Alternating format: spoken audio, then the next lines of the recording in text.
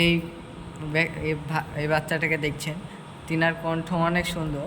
তো সে এখন একটি সূরা পড়ে শোনাবে, বলুন। আচ্ছা, বিসমিল্লাহির রহমানির রহিম।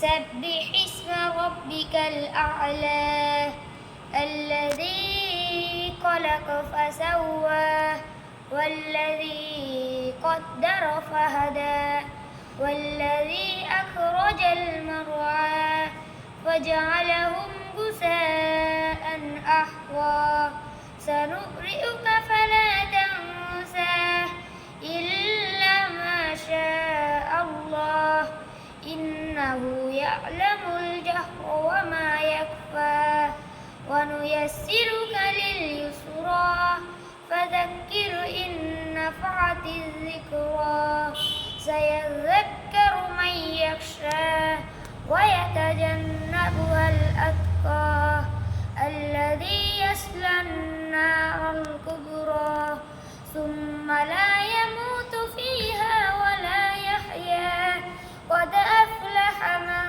تزكى وذكر اسم ربه فصلى بل تؤثرون الحياة الدنيا والآخرة خير وأبقى إن هذا لفي الصحف الأولى صحف إبراهيم وموسى।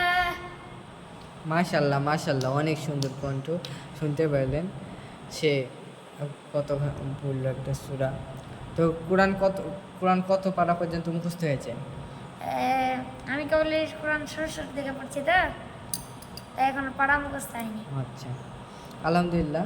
আপনার বাচ্চাকে এমনভাবে গড়ে তুলুন যে সে আপনার জানাজা পড়াতে পারে। তো আসসালামু আলাইকুম, ভালো থাকবেন সবাই।